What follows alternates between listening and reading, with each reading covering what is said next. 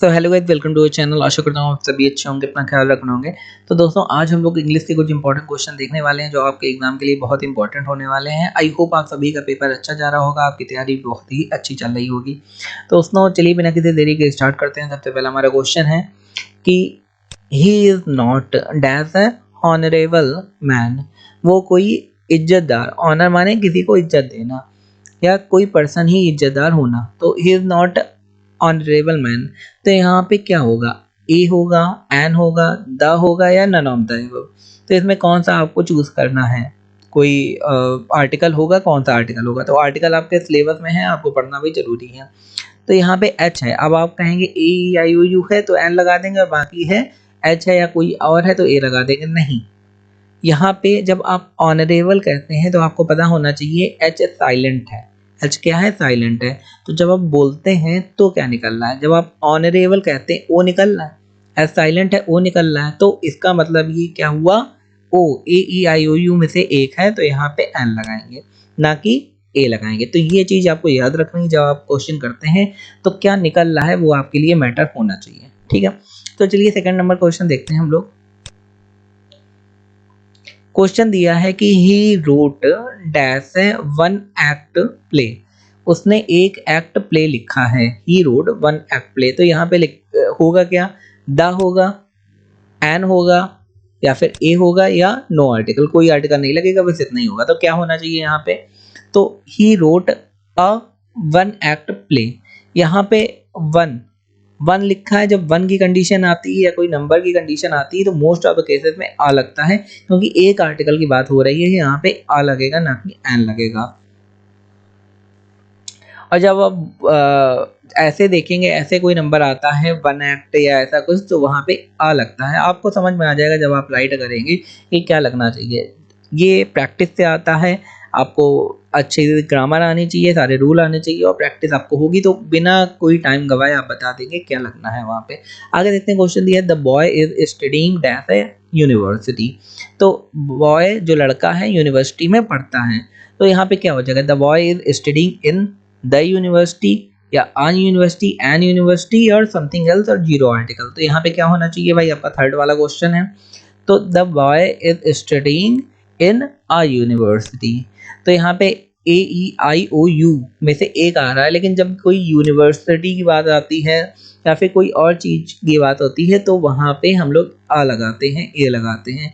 तो ये आपको पता होना चाहिए, जब यूनिवर्सिटी है या कोई चीज हो तो वहाँ पे हम लोग ए लगाएंगे, ना कि एन लगाएंगे। कभी आपने सुना एन यूनिवर्सिटी? नहीं सुना होगा ना। ए ही यूनिवर्सिटी के लिए पढ़ते हैं कि एक यूनिवर्सिटी में पढ़ रहा है लड़का, वहाँ पे ए लगाएंगे। तो आप बोल के भी देख लेंगे कि क्या निकलेगा। आगे देखते हैं क्वेश्चन क्या दिया है। क्वेश्चन दिया है कि आपको एंटोनिम निकालता है। एंटोनिम किसका निकालना है? एम्बिग्यूअस। एम्बिग्यूअस माने होता क्या है, पहले आपको ये पता होना चाहिए, तब आप एंटोनिम मतलब उसका विपरीत अर्थ निकाल पाएंगे। एंटोनिम माने होता है अस्पष्ट, जो साफ ना हो। तो उसका उल्टा क्या हो जाएगा? जो साफ हो। तो क्या हो जाएगा? इजी। इजी तो बिल्कुल नहीं होगा। इजी एंटोनिम का कोई, एम्बिगुअस का कोई मतलब ही नहीं। प्लेन ये भी नहीं होगा। क्लियर, हाँ ये हो सकता है, और सिंपल इसका भी कोई मतलब नहीं है। तो इसका हो जाएगा क्लियर, मतलब साफ। एम्बिगुअस माने होता है जो साफ नहीं है, क्लियर माने होता है जो साफ है। तो ये हो गया इसका एंटोनिम। आगे क्वेश्चन देखते हैं। There is hardly any illiterate person in Kerala. इसका सिनोनिम निकालना है। इसकी हिंदी पहले देखते हैं कि बहुत ही मुश्किल है ऐसे आदमी को केरल में ढूंढना जो इलिटरेट है, जो पढ़ा लिखा नहीं है। तो इसका सिनोनिम निकालना है, मतलब समानार्थी सब निकालना है, वो भी एक वर्ड में आप दिखा लेंगे। तो यहाँ पे क्या हो जाएगा? लिटरेट लिखा है। There is hardly any illiterate person in Kerala. Kerala में कोई बहुत रेयर होगा कि कोई इलिटरेट हो, क्योंकि उनकी 97% अप्रॉक्स लिटरेसी रेट है। तो यहाँ पे लिटरेट हो जाएगा, या फिर एडुकेटेड हो जाएगा, या फिर इग्नोरेंट हो जाएगा, या फिर वाइस हो जाएगा। वाइस का इससे कोई मतलब नहीं है। लिटरेट, एडुकेटेड एंड इग्नोरेंट में आपको निकालना है। तो जो जब इसमें लिखा है कि वहाँ पे कोई इलिटरेट पर्सन नहीं मिलेगा, मतलब वहाँ पे क्या नहीं मिलेगा? लिटरेट मिलेगा। लेकिन यहाँ पे लिखा इलिटरेट नहीं मिलेगा, तो लिटरेट ये भी रॉन्ग हो जाएगा भाई। एडुकेटेड ये भी रॉन्ग हो जाएगा। है तो ये दोनों सही, एडुकेटेड, लिटरेट, लेकिन इसका मीनिंग के अकॉर्डिंग आपको निकालना है सिनोनिम। तो यहाँ पे क्या हो जाएगा? यहाँ पे हो जाएगा इग्नोरेंट। कोई ऐसा नहीं मिलेगा जो इग्नोरेंट हो, जिसे छोड़ दिया गया हो, जिसे पढ़ाया ना गया हो, जिसके ऊपर सरकार का ध्यान नहीं गया हो। तो इसका मीनिंग क्या निकल रहा है वो आपको ढूँढना है, उसके अकॉर्डिंग आप अपना आंसर देंगे कि केरला में ऐसा बहुत ही रेयर है कि कोई ऐसा पर्सन मिले जो लिटरेट ना हो, इलिटरेट हो, अनपढ़ हो, तो मतलब सरकार सबके ऊपर ध्यान दे रही है। तो वहाँ पे इग्नोरेंट कोई नहीं मिलेगा, इसका मतलब ये हो गया। तो ये आपको थोड़ा दिमाग लगाना है। आगे क्वेश्चन दिया है सिनोनिम निकालना। सिनोनिम माने समानार्थी शब्द। ईरान का, तो ईरान का क्या हो जाएगा सिनोनिम्स, पहले आप ये समझें उसके बाद आप उसका सिनोनिम्स निकालें। तो ईरान माने बेसिकली होता है काम, काम जो भी आप करते हैं, तो उसका सिनोनिम एनर्जी आ जाएगा, नहीं।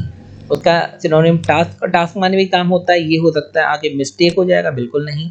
या फिर ब्लंडर हो जाएगा, ब्लंडर माने कुछ गड़बड़ हो जाना, ये भी नहीं होगा। मिस्टेक और ब्लंडर का मतलब सेम होता है, ये दोनों एक दूसरे के सिनोनिम्स हैं। एनर्जी माने ताकत होता है, लेकिन टास्क माने काम होता है। तो इवेंट माने भी काम होता है और टास्क माने भी काम होता है, तो ये हो जाएगा इसका सिनोनिम। आपको आइडिया होने चाहिए, स्पेलिंग का कोई टफ नहीं आते हैं, ये सिंपल सिंपल क्वेश्चन है, आपको बस थोड़ा आइडिया होना चाहिए और आप सारे क्वेश्चन करके आ जाएंगे। आगे देखते हैं क्वेश्चन दोस्तों। क्वेश्चन दिया है कि discipline is on the when in the school and college these days. तो इसमें जो है पहले आपको वेन का मतलब समझना है। वेन का बेसिकली मीनिंग क्या होता है? वेन का मीनिंग होता है पतन। जो डिसिप्लिन है, जो अनुशासन है, वो स्कूल कॉलेजों में खत्म होता जा रहा है या उसका पतन होता जा रहा है। तो उसके लिए वेन के लिए आप क्या यहाँ पे लगाएंगे? इंक्रीजिंग बढ़ रहा है, बढ़ तो नहीं रहा। वेन माने पतन हो रहा है। डिक्लाइनिंग ये हो सकता है। स्प्रेडिंग माने फैल रहा है, फैल नहीं रहा है। स्पायरलिंग माने घूम रहा है, वो भी नहीं हो रहा है। तो यहाँ पे जब डिक्लाइनिंग होगा, डिक्लाइनिंग माने नीचे गिरना, और वेन माने भी नीचे गिरना, तो यहाँ पे वेन की जगह क्या हो जाएगा? डिक्लाइनिंग। तो discipline is on the when, discipline जो है कॉलेज में पतन की ओर है, स्कूल और कॉलेज में आजकल दिस डेज लिखा है ना। तो ऐसे आपको क्वेश्चन समझने और आप आंसर लगाएंगे। समझने की कोशिश करिए, रटने की कोशिश न करिए। आगे देखते हैं the detective suddenly dash a useful clue. Detective को अचानक एक यूजफुल क्लू मिला, तो यहाँ पे ब्रैकेट में क्या होगा? गिवन। गिवन तो ये तो होगा नहीं, जब मिला उसे तो गिवन को कोई मतलब नहीं। केम अक्रॉस ये हो सकता है, फिल अप फिल कर दिया, या फिर फिल डाउन गिर पड़ा। तो इन सब का कोई मतलब नहीं निकल रहा है इस सेंटेंस में। लेकिन अगर हम केम अक्रॉस निकालें, लाइक आप लोग कह सकते हैं I came across to a beautiful temple. मैं एक बहुत सुंदर टेम्पल के पास पहुंचा, या वो मुझे मिला, जाते हुए मिला।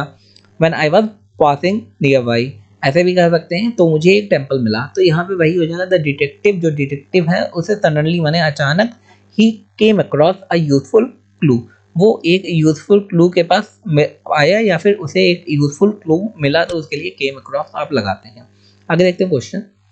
क्वेश्चन दिया है the country's economy is beginning to look up. Then यहाँ पे लुकअप दिया है, तो लुकअप के लिए हम लोग क्या लगाएंगे? एंड नाउ आगे दिया है, तो the country's economy is beginning to look up now. Country की इकोनॉमी बढ़ रही है, मतलब धीमे धीमे इंक्रीज हो रही है। तो यहाँ पे रिमेन स्टैटिक, स्टैटिक माने रुका रहना, तो यहाँ पे लुकअप मीन्स इंक्रीज होना, तो यहाँ स्टैटिक तो नहीं होगा, ये हटा देंगे। आगे इम्प्रूव, इम्प्रूव यहाँ पे हो सकता है। लुक क्लियर, लुक क्लियर नहीं होगा यहाँ पे। गो डाउन, गो डाउन भी नहीं होगा, बिकॉज यहाँ पे राइट है। लुकअप, लुकअप माने बढ़ जाना, इंक्रीज हो रही है, तो यहाँ पे इम्प्रूव यहाँ पे हो जाएगा हमारा। तो the country's economy is beginning to improve now.